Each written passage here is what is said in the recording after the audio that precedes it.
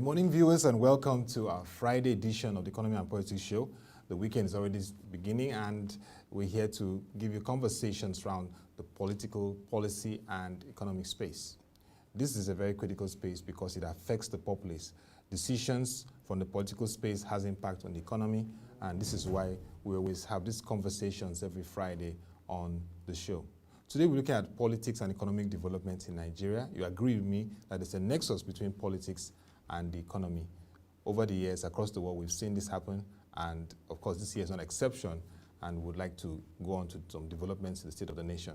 We need to lead the conversation. He's a political economist and founder of the Center for Values in Leadership, Professor Pat Utomi. Good morning, and nice to have you on the show, Prof. Good morning, it's a pleasure. Yes. Prof, part of the elements of leadership that is critical to governance, particularly in unprecedented times like this and crisis periods like this, are leadership, integrity, and character. From your end, I know that you've done a lot of work with the civil, engaging various leaders across the nation. I'd just like to know, in this period that we've faced another crisis, a major revenue earner, crude oil has faced volatility throughout the year so far. And also, we now face the COVID-19 pandemic, which disrupted global supply chain and key sectors of the economy, like aviation and the oil and gas sector. In your conversation so far to the civil thought leadership, engaging various leaders at stratas across the country, what has been the major narrative of how we can rethink leadership to move Nigeria forward? Well, emphasizing the importance of integrity and character is not just a nicety, it's not just a moral dictum. It is really a practical business thing.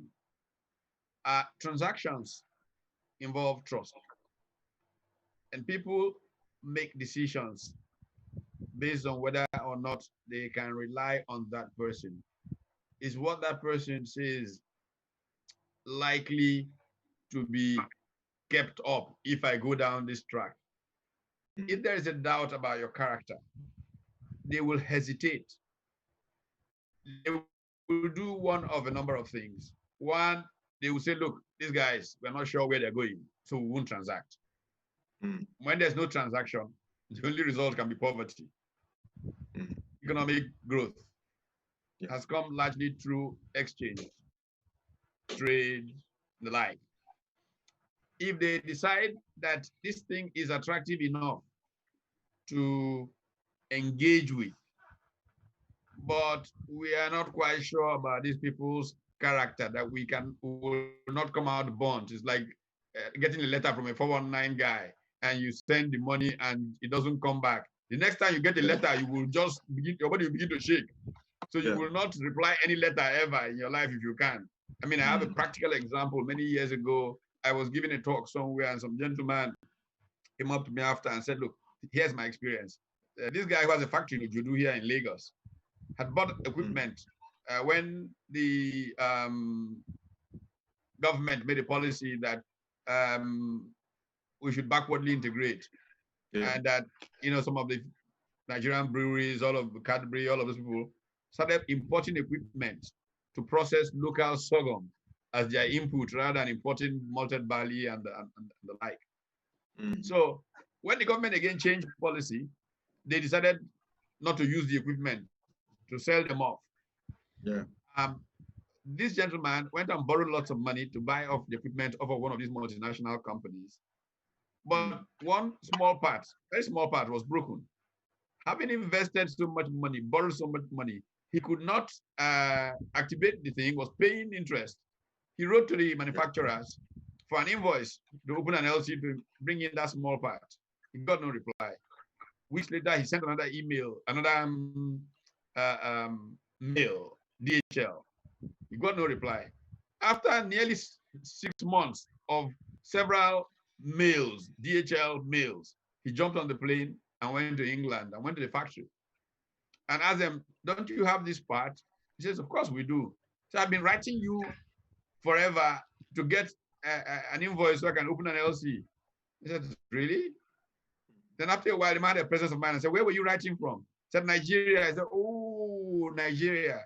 In this company, we have a policy never to open any mail from Nigeria. If it is postmarked Nigeria, you just shred it. This is because of the experience they have had with 419. Yeah. So this constitutes what economists will call transaction costs. The engaging Nigeria deals with that transaction cost of trying to protect yourself against 419. It can be an opportunity cost, as it was for this guy, or it can be a real direct cost when the company, in deciding to deal with Nigeria, decides to have a special insurance, or to go to a bank and get a derivative.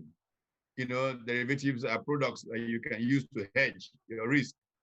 Now, all of these are costs added to the transaction. And it means that the person in Nigeria will pay a higher price than the person from Ghana, for example. Yeah. So character is fundamental, very important, to success in business. Character, integrity is built around character. So when we engage governors, when we engage politicians, and we talk about this, it's important for them to recognize that we're not being moral, just moral. We're trying to tell them practical things that will help the economy nation forward based on that. But when you have, as we have reached, quite frankly, sadly, in Nigeria, where politicians say, oh boy, in our politics, you know, it means that to say that politics means you can do anything out of character, lacking in integrity because it is politics.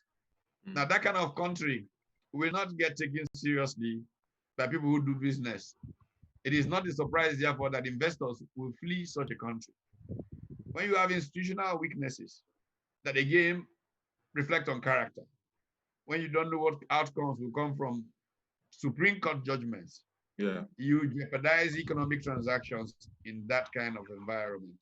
So definitely, Prof, it's important that character and integrity are the key components for our leaders across all the stratas to regain that confidence for the country, because we talked about transaction costs, which of course is something that everybody will consider with our country. So leadership with integrity and character becomes very important at this time. I really take that note from you, and we appreciate what the CVL has been doing and encourage that you continue to engage at those levels, the governors, the leaders, even recently the traditional rulers. That was recommended, because these are very critical people that drive leadership across the country. So, Prof, thank you very much. Okay, I want to go into the state of the nation, and of course, you're aware of the 15-point statement from the Nigeria Economic Summit Group, looking at the economy of Nigeria and also proffering solutions on how we can move forward. Particularly, the NESG identified one area which I know also that you are conversant with, looking at actions around monetary policy. The group expressed its serious concerns about how the Central Bank of Nigeria has carried on the business of foreign exchange transactions, loan disbursements, intervention funds, and even price fixings without appropriate policy clarity, which they claimed. They said this can be subject to abuses, manipulations, and significant market disruptions, reflective of a policy akin to crony capitalism. That's one term that I know you always mention. I've used that so many times. They therefore respectfully request that the appropriate authorities review this policy to restore credibility into the financial sector. That was their thought. But the Central Bank of Nigeria responded to that, saying no, that it's not the case, that these points around the central bank and their management of the monetary policy were not the facts as they were stated, that they were misleading.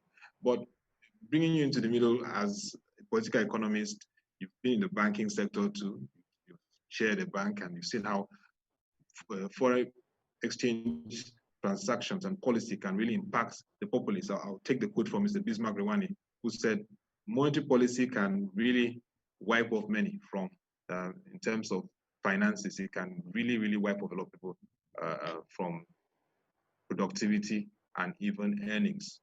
So what's your perspective on the way we're going about foreign exchange? This is a very dangerous question. You just asked me to give a 6-hour lecture. I don't know. In summary, I don't know where we are going to. But I'll take it from two angles. Okay. One is from the evolution of the NESG, the role it should be playing. The second would be the role that central banks play. And I'll talk about some model central bank governors that I particularly like to use to reflect on this. First, on the role of the NESG. When the NESG marked its 25th anniversary last year, and I was interacting with Jayola, who is the chief executive, I remarked to him that I was surprised that there isn't enough understanding of the history of the NESG and where it came from. We were those who founded it. And the founding did not just become NESG. NESG started from what was called the Enabling Environment Forum. And the Enabling Environment Forum started from a conference in Nairobi, Kenya in 1985, which was put together by the Aga Khan Foundation on a tripartite approach to development in Africa. Now, amongst the Nigerian leaders who went to this meeting, by the way, the tripartite, three parties, government, the public sector, the private sector, and what we call the NGOs today. In those days, they were described as PDAs, private development agencies.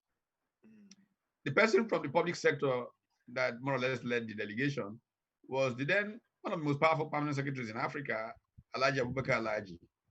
Yeah, from the eventually private finance sector. Yeah, it was the finance minister, was he? Yes. Yeah. Under Babangida's administration. No. Anyway, yeah.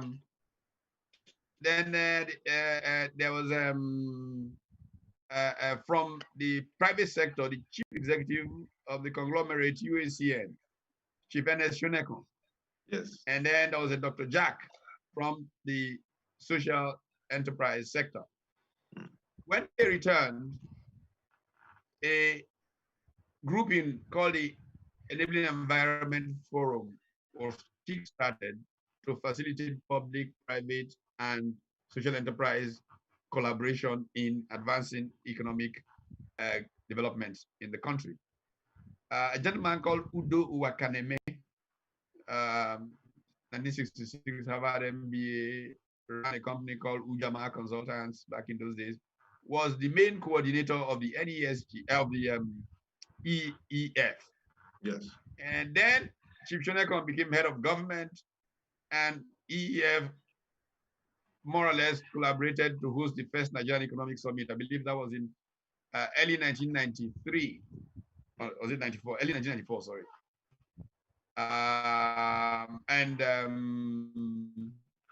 From there, the NESG as we know it then evolved. This need for collaboration is so important. The nature of the NESG concept was to allow government and the private sector to talk nicely, strongly, harshly, if necessary, with each other in an area where they will understand each other better than on the pages of newspapers where egos then get frozen and problems can then develop. Yeah. Now, unfortunately, and I have to say this, I've said it publicly many times, government didn't do well in the beginning. It seemed the private sector was just going there on a jamboree to talk to itself. I blame President Obasanjo partly for this, because Chief Dayola, Mr. Dayolawi, who was managing director of Dunlop, and myself made the first presentation on behalf of the private sector when President Obasanjo became president. And it was so well received, almost the kind of thing that Aswe and Jayola have probably just put together. Everybody rose to a standing ovation. And Obasanjo just coughed as usual. He got up and said, Pat does not know everything, you know. I mean, what does that have to do with anything? It was not from Pat, it was on behalf of the Nigerian private sector and all of that. And I think that began a process that was downhill, in my view. After a couple of years, I stopped attending the Economic Summit because I thought that the kind of connection I was supposed to have, the kind of influence that these meetings were supposed to generate were not quite happening. And I am glad that under Aswe's leadership, they are trying to get new teeth. That is fine. There are processes have to be fine-tuned a little. I think that there is nothing wrong with, getting Godwin Emefiele into a room and really telling him what people feel. I feel sorry for Godwin many times, yes, there are many policies that they have undertaken that I will not do.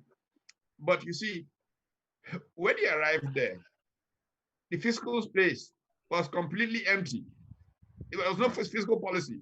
Central bank suddenly found itself having to play the role of the Ministry of Finance and Economic Development, in addition to the role of the central bank in monetary policy.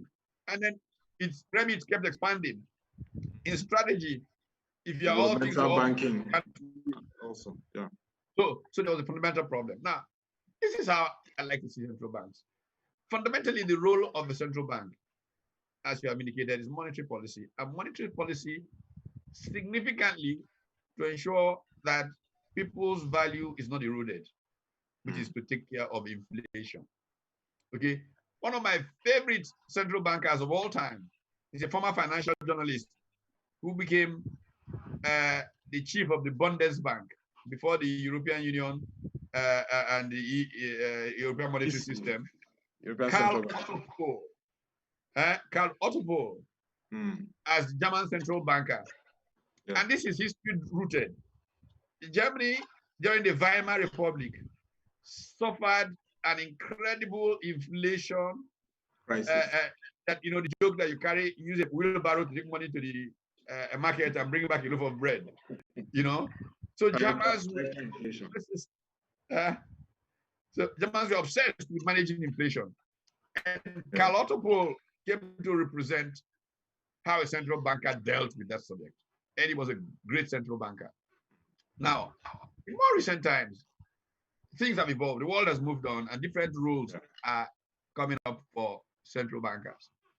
I was about 2 years or so ago, I was having lunch at the Brookings Institution in Washington with a friend of mine, Professor Lewis. And Ben Bernanke was just sitting in the next table, chatting with some people. And I said to Peter, Peter, does Ben Bernanke realize that he saved human civilization as governor of the Reserve Bank of the Federal Reserve of the United States? And, but he was just the guy next door. The extraordinary academic mind who looks at growth and recognizes the destructive power of certain kinds of growth and where to put the brakes in, became a model kind of central banker. Even though people will talk a lot about Alliance Greenspan, the central banker from the US that saved this civilization, in my view, was Ben Bernanke. Now, okay, Ben Bernanke. Ben Bernanke. You then shift to third world central bankers. My model central banker, former University of Chicago School of Business professor, Raghu Ram Rajan. Okay, Central Bank of India governor. India's Reserve Bank of India governor. Yeah. But you see what happened when Modi became prime minister? Yes. Rajan walked because he was not sure that he would get that fiscal support. Yeah. Yeah. So if we bear all of this in mind and ask ourselves where we are in the development of our country and what kind of central banker we need, it's a very, very useful kind of thing. The Godwin Emefiele is a banker, and he has done a remarkable job of trying to understand the economy, because I don't think Nigerian bankers understand the economy. It's facing the challenge of playing more. One of the biggest problems Nigeria has is its banking system. If we don't reform it, we're dead. We won't grow. So, and I want to begin to attack bankers very furiously, because I think this is important for Nigeria's future. It's not about wearing fancy ties and financing petrol into the country, because that's what banking has become. And that's why this economy is not growing. So, Godwin Emefiele has, in my view, evolved remarkably. And I think one has to give him credit, but he should stop trying to run the economy. Just let him look at monetary policy. I understand. I feel sorry for him, but it's something that we have to rethink more broadly. I get your point, Prof, and that definitely means that the fiscal space has to really play a robust role. Like you said, central banks across the world are also evolving where the fiscal space is not really coming on. But by the way, there's a peculiar role that evolved for central banks in the face of COVID-19. I mean, if you look at what they've done in Europe, but we don't have this fiscal space to do that. Yeah. You see, that's the argument I have made for 30 years about the nature of the budget process in Nigeria, about the need to save revenues from crude oil. Because we didn't do that, because we have rascals as politicians, and we could not use resources of this country intelligently, we had no fiscal room to respond to COVID-19. And so probably it's not fair to blame Godwin Emefiele that the agriculture thing isn't working. It's not his problem. It's not his fault.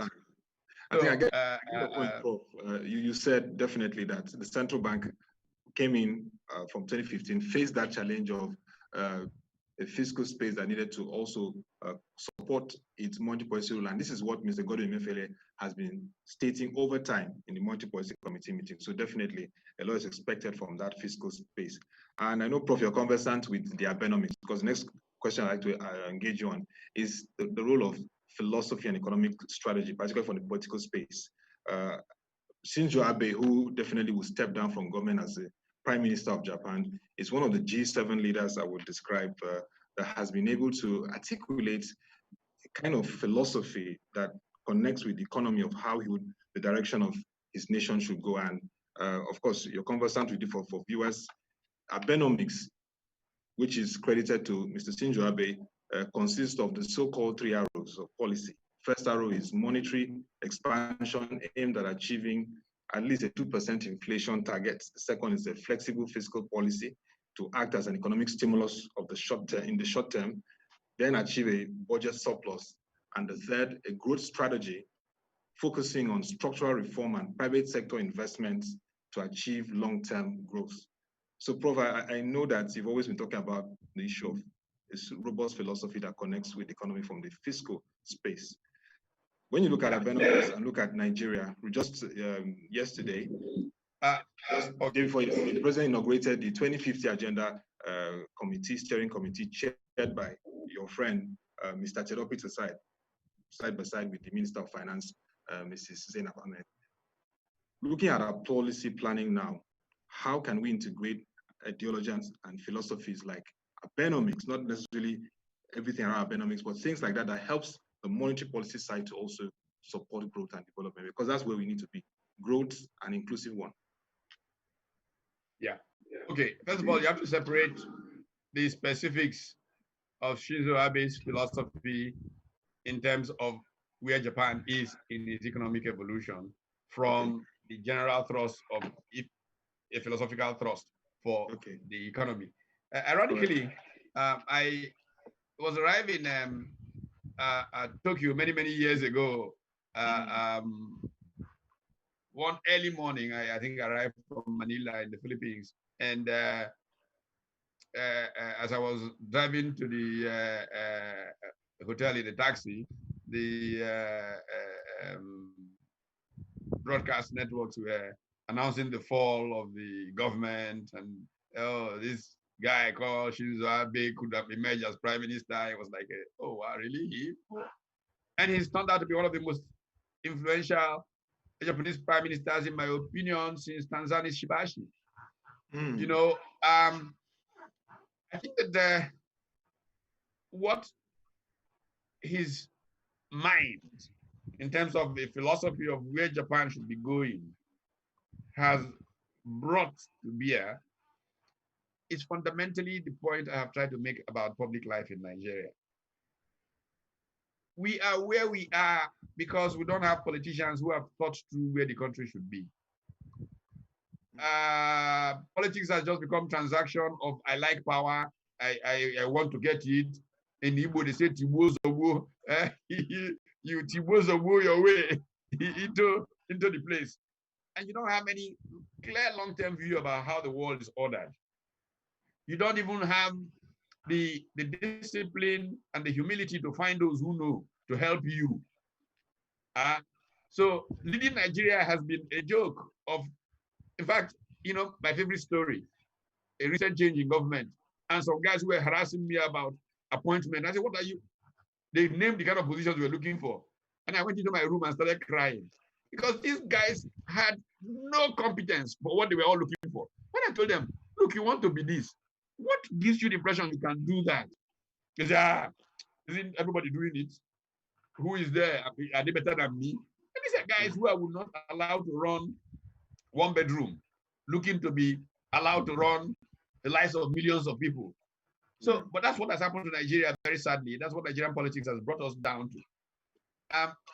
Really seriously, the business of politics is about developing a conceptual view of who man is, where he's going, the impediments, and a stoic philosophy.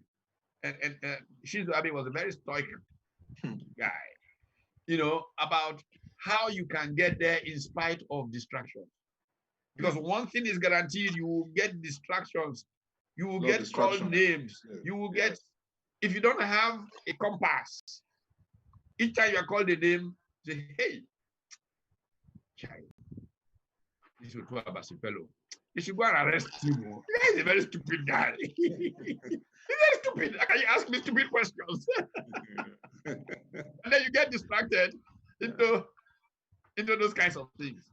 But if there's a clear philosophy, there is a sense of where you think doing X, Y, Z will lead this state, this country, then it's easy to walk that way without letting those distractions get in your way. So if you look at Shinzo Abe arrived at a time when Japan was actually receding from industrial leadership for many years. Had a problem of an aging population, much more older people who could not, you needed more young people to produce, to sustain them and all of that. At a point in time, if you deposited money in the banks in Japan, it's not a matter of what interest they will pay you. You probably have to pay the bank interest. That's where they had reached as an economy. So they needed somebody like Shinzo Abe to articulate a way to remain competitive in the face of these demographic and environmental challenges. That brings me to the question of competitive, because you've always been talking about that Nigeria needs to develop a policy that captures its factor endowments to be a competitive economy.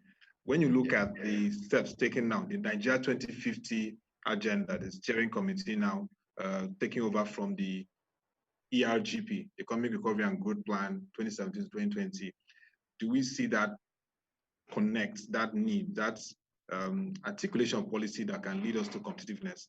Because we need to begin to think long term. I don't know. The President has also said legislation is very important. Whichever government comes in must respect that policy plan. They can make some adjustment, but should not discard it, which has been a challenge. Nobody can decree that in Nigeria. He overturned what his predecessors did. The one after him is likely to overturn what he has done. So that is just a talk. Until the political class develops the discipline to know that it's not about them. Okay, I'll give you a very simple example. When this whole oil price, what do you call it, petroleum deregulation subsidy subsidy hit the news. Those of you who were in 2012, what year was it again? 2012. January 2012 and blah, blah, blah. Why are you pulling out of the street? And I thought to myself, does somebody want to understand what this whole thing is about? You take nuanced issues and people talk and forth from their mouths without understanding what they're talking about. You see, when dirigists, champions, suddenly go through a Damascus, road to Damascus kind of experience, literally they become Pauls and preach a gospel that the country should have preached 30 years ago. You say to them, you are stupid. You sit back and watch. Are they really saying? Do they really understand what they're saying? Thank God, though. What can we do to make this thing work?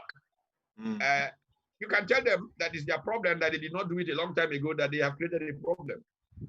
When I came out to follow more in 2012, I said it very clearly that I wanted deregulation of this market, but that the protest was not about subsidy or no subsidy. The protest was because that whole game was being played to allow oil in petroleum importers to make more incredible money that they can give the party to use for election.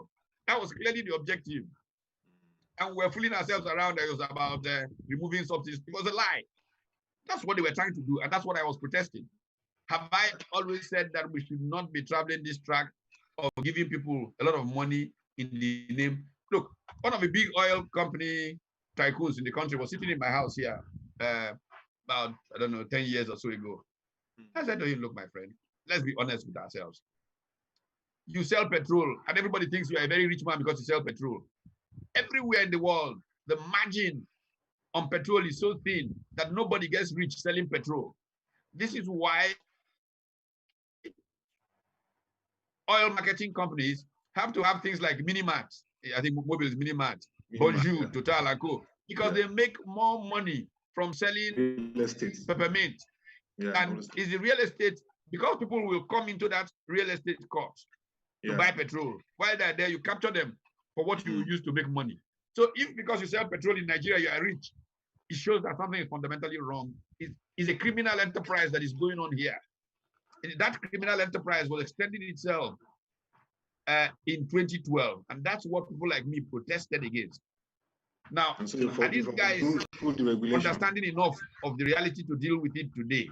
Yeah. That's the question. We can debate that. Definitely. But to say that I should protest it because, they say relegation shows that I don't understand what I've been talking about for 30 years. So definitely, Prof, what you've been saying is what definitely is what we're expecting that will happen quickly. The petroleum industry bill, quick passage and signing, and full deregulation to make the market more efficient. I know that government initially was really skeptical about a pro-market economy approach, but definitely the ball is in the court now to take those bold steps and action. But Prof, looking at everything now in the country, we are facing a socio-economic challenge, heading towards a recession by third quarter 2020, rising poverty, rising inflation, rising unemployment, weak growth, and it's a huge challenge ahead. What would you be saying at this time? What should be the key steps that we should take? We have a Nigeria 2050 steering committee now looking at compressing our plans and driving the economy. Please stop talking about the Nigeria 2050 committee as if they have some kind of magic wand. Just another committee that government has set up. We've seen thousands before. So don't talk about that as a, all right, it doesn't amount to anything. Okay. The point for that is what should Nigeria be doing? Yes, definitely. Okay. I believe that when you have a comprehensive plan, it should be something that people look at and say, we can measure, but it's okay. We can look at what should do for, what's the way forward, The truth about the matter is the Nigerian politician, as I see him today, does not have the humility and the patriotism to do what is required. Our country is in serious national crisis. When you have this kind of existential crisis in the life of a country, you actually do what Lyndon Baines Johnson talked about, and the Malaysians took it and made it their mantra. So it's better for everybody to be inside the house, piecing out, than for some people to be outside the house, piecing in. You get your people together and say, look, we're in one boat. This boat is about to sink. How should we, what role can you play? You create a war cabinet. You take your best and brightest and bring them together. Gowon did this when he took over. That's how he brought the Enauros, Shagaris, Alimongonos, Awolowos, everybody. Our country is sinking. How do we save it? But these guys today are so stripped so deep in their extreme partisanship, because for them, politics is about sharing. They've been sharing to exclude. share. Yes. You won't share with us. Get out. It's so deep in their minds that they are able to build consensus and bring Nigerians together. And so long as that mindset remains, we are down a mission impossible. We need humility now. We need recognizing that we all should be together to save this boat that we all belong to. Definitely, one of the major reasons why you have this your group, which the likes of Alhaji Gali Naba, former Speaker of House of Reps, also is in. The need for patriotic leadership in Nigeria is very key, and we hope that your group and others will continue to work towards that, engage National Assembly and key leaders, and even to the civil, to see how we can really bring that back on board to salvage Nigeria and move the country forward. We hope to have more of this conversation, but it was really nice having this time with you, Professor Pat Utomi, a political economist and founder of Center for Values in Leadership, speaking on politics and economic development in Nigeria. Indeed, we need patriotic leadership. We need a very robust economic philosophy that drives growth and development, and we must make those steps happen now to make Nigeria competitive. Thank you once again, Prof, and we hope to have you in subsequent editions. Great pleasure. And that'll be all for this edition of the Economy and Politics Show. You can join our website, www.prochange.com, to watch our videos, read our news reports, and analysis. You can also send your comments and views to news@prochange.com. We are always ready to read them and also respond back appropriately. Watch out for 10 o'clock as we wrap up the week in the market review, giving you information, analysis, and interviews around the markets as it relates to the economy. So we come your way again. Thank you for watching. Do have a lovely weekend and stay safe.